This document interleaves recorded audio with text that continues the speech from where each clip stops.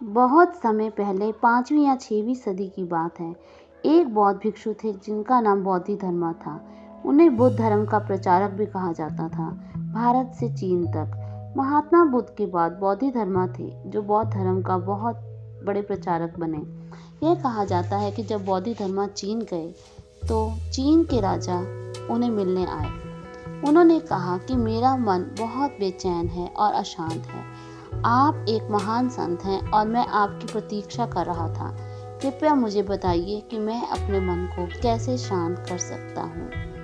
बोधिधर्मा ने कहा कि आपको कुछ भी करने की जरूरत नहीं है। सबसे पहले आप अपने मन को यहाँ लाइए। राजा को कुछ समझ नहीं आया।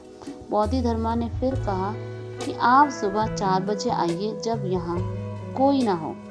आप अकेले आना, पर याद रखें कि अपना मन भी साथ लेकर आना।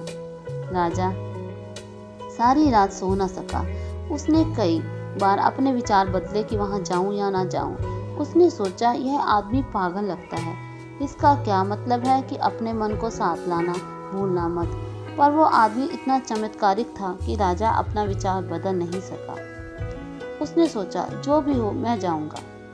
इस आदमी में कुछ बात है। यह पागल लगता है, पर मैं जाऊंगा और देखूंगा कि वह क्या कर सकता है।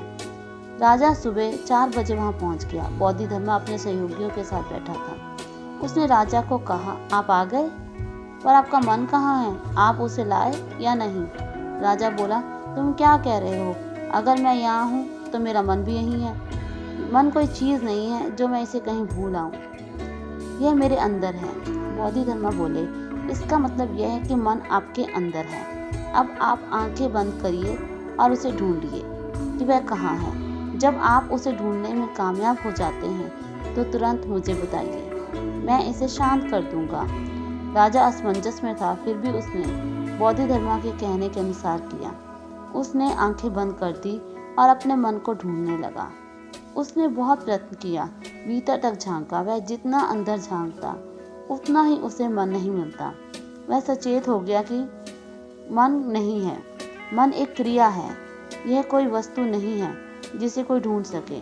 यह एक क्रिया है जिसे कोई भी रोक सकता है। जैसे भागना एक क्रिया है। आप नहीं चाहते तो मत भागो।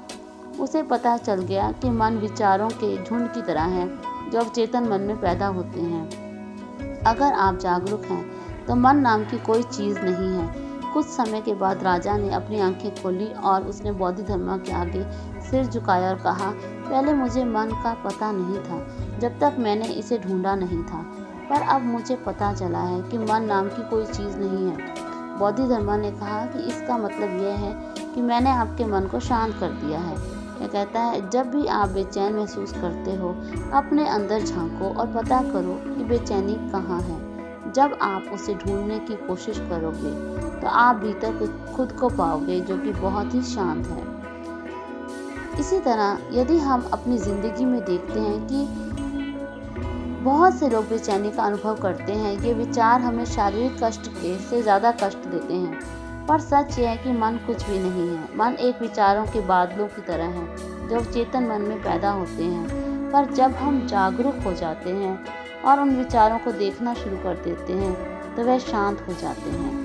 फिर हम विचारहीन हो जाते हैं और हमारा मन गायब हो जाता है। यह हमारे लिए खुशी का जरिया बन जाता है, न कि दुखों का। इसलिए जब भी आप दुखी हों तो सीधे बैठ जाएं और अपने विचारों को देखें। उन्हें दबाएं या रोकें नहीं। उन्हें आने दें और जाने दें। इनसे जुड़े नहीं। इन्हें ऐसे देखें जैसे आप सड़क के किनारे खड़े हों और ट्रैफिक को आते जाते देख रहे हों, एक दर्शक की तरह। इस तरह विचारों को देखने से वह शांत हो जाएंगे और अंत में आप अपने सत्य स्वरूप के साथ होंगे जो कि बहुत ही शांत और आनंदमय होगा।